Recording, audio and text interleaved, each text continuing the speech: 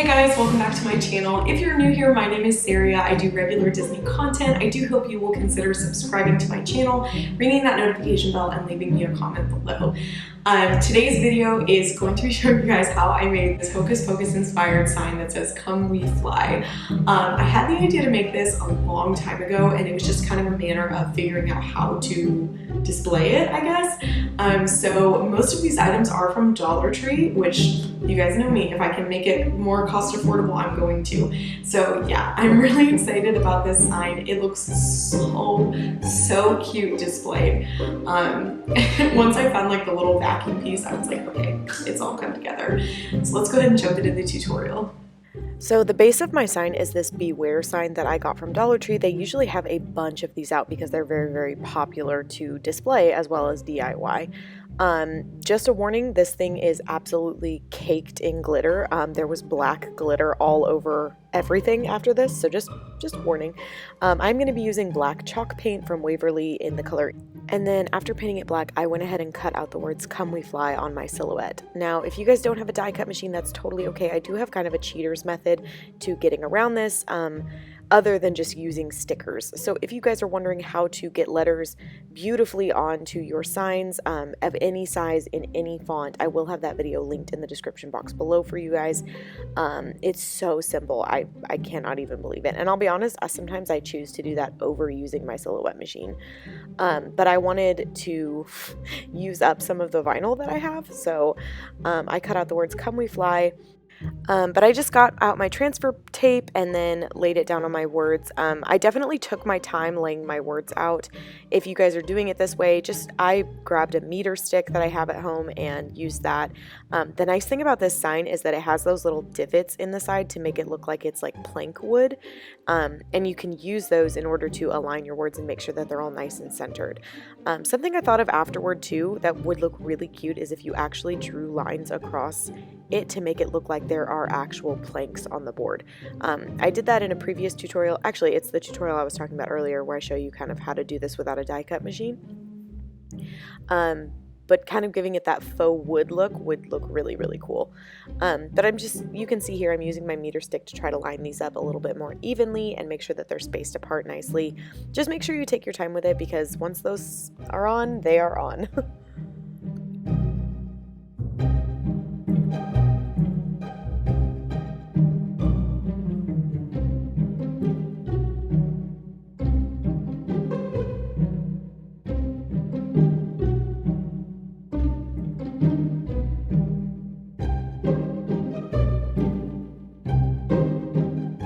And then once you have your placement all finalized, I take out my little squeegee and just kind of rub it all over the letters, make sure to get the edges down really good, and then any like smaller pieces, so like the comma and the dot and the exclamation mark, those are usually the things that tend to pull up when you take off the transfer tape.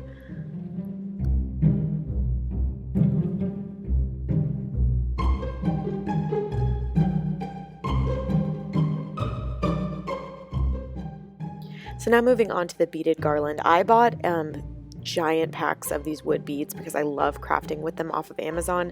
I think I spent $15, but I got like 1,000 of them and they've lasted me forever. I still have actually like half this bag and then 2 other bags. So I would suggest doing it that way if you are a crafter. If you're just making this one sign, there are alternatives. I would go to a craft store and just look for a smaller container. Walmart actually has a lot of really cool beads out right now in their craft sections. But if you want this exact look, I would honestly suggest just getting them off Amazon. And they do have smaller packs on Amazon for a little bit cheaper.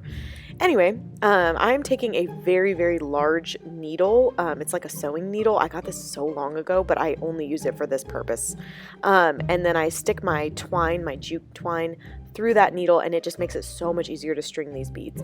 I strung about 24 beads, and then you guys can see kind of where I'm placing it on the board. I would definitely think about how you're going to hang this and where you're going to hang it, because that'll obviously decide how long you want this string to be. And then after I got all the beads on, I just looped both ends and double knotted them so that obviously they're secure and the beads aren't going to slide off. Next, I'm going to Mod Podge my sign. This just gives a layer of kind of security, I guess, for these letters not peeling off, the paint not chipping, Just, it really limits the wear and tear that could happen to this sign when it gets packed away after Halloween. Something I do want to point out though, there's two little holes on the side of my sign because normally it's hung vertically. I actually go back in with wood filler, like the stuff you use to patch, not wood filler, the stuff you use to patch holes in your house. Spackle, that's the word. And filled in those two holes and then painted them over and then Mod Podged them over. So before you Mod Podge, before you paint, I would suggest filling those holes in. Unless, of course, they're not going to bother you, then you can just leave them. But once you have done that, I just took a sponge brush from Dollar Tree, and now you can see me filling in the holes. I just took a sponge brush from Dollar Tree as well as Mod Podge from Dollar Tree and just Mod Podged the entire front of the sign.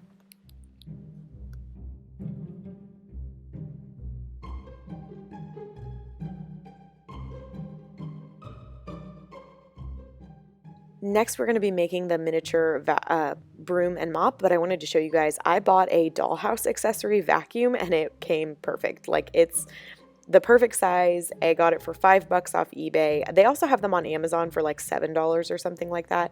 But it was the whole reason for this sign, let's be real.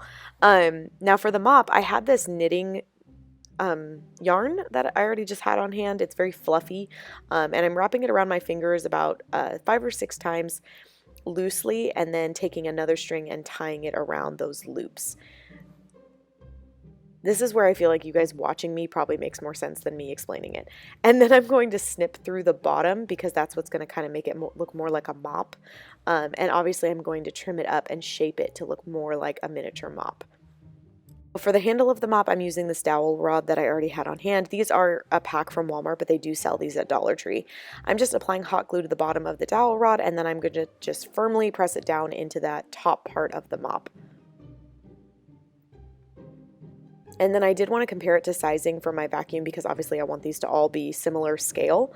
I'm trimming mine up a little bit more on the bottom, and then I'm also going to trim up the top of the handle of the mop. Now I will say I think that it does look better taller like this, but my main concern was that it matches the vacuum because I can't change the vacuum.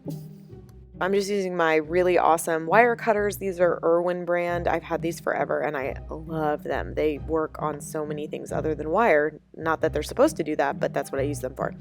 And then oh guys, this is Raffia or Raffia. I don't know how to say that word. Buy the bundles of it, not this bag of it, because I thought this was bundled and it is so not. So the bundles are easier, do that. If you can't, let me show you how to get around it. So I just kind of gathered it up. This is literally like straw hay, like that's what I'm working with here. So I'm just bundling up a lot of it, and then I'm going to take some scissors and kind of trim it up a little bit to make it easier to work with. You do want to get more than you actually want though, because as you do the next steps, you're going to lose a little bit, like it's going to shed. Once you're done with it though, it stays in place. So now that I have my little bundle, I'm going to take some Juke twine, the same stuff that I used for those beads earlier, and just wrap it around really, really tightly to create that fake broom for Winifred. I did realize that I needed to get the dowel rod in first because I wouldn't be able to do so afterward. So dowel rod into the little straw and then wrap the Juke twine around. And then I'm just going to use some hot glue to secure it and wrap it around a few more times. And then I'll go ahead and trim off the excess of that Juke twine and tack down the rest with more hot glue. Again, if you guys can get the bundles of this stuff, I think it would be so much easier because you could do the same method that I did with the yarn where you just kind of stick it in the center and then cut the loop on the bottom and then trim it up. But this did work. It's definitely sparse, but again, I think that you can add more in just by doing what I'm doing here, adding a little hot glue and then just kind of tapping it down into it. I've had no problems with it shedding since I added it to the sign, so I think this actually kind of reinforced it, just adding a little bit of hot glue on the bottom. Now to actually hang these from the sign, again, I'm taking more of that Juke twine. By the way, they do sell Juke twine at Dollar Tree. I just got a giant thing of it from Amazon because I use so much of it. I am cutting a long string because I'm going to tie it around the center and then hang it kind of like in a V shape. I thought this would look nicer than trying to do it in one single strand, and it also made it a little bit easier to make sure that these hung evenly. And then I'm just going to tie it around to the top of the handle for the mop, add a little dot of hot glue, and then kind of slide it into the hot glue. This is just to make sure that it doesn't slip off of the handle. I didn't do this with the vacuum, by the way, guys. I only did it with the mop and the broom.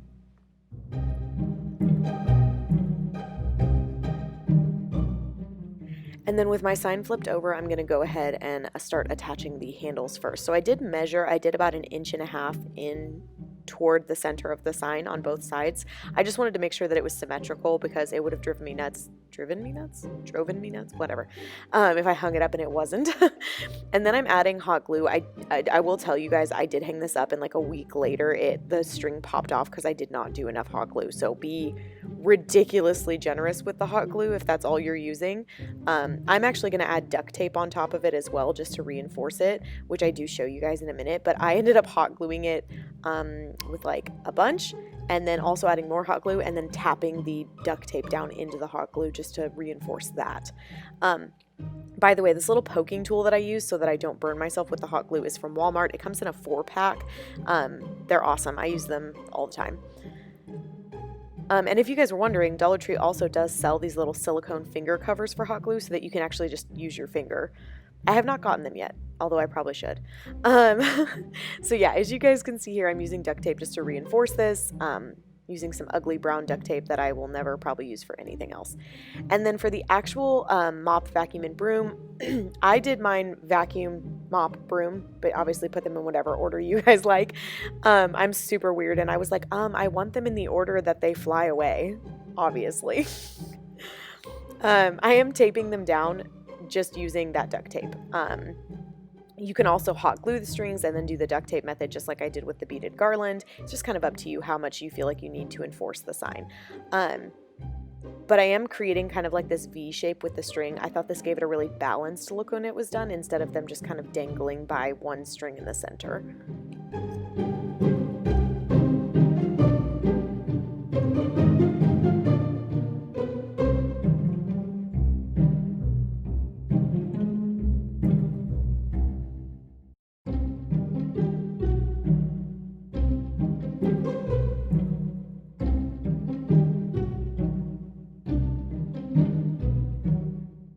Once you have that last one attached, you are all done. Just snip off the excess of your juke twine and then you are ready to hang this thing up.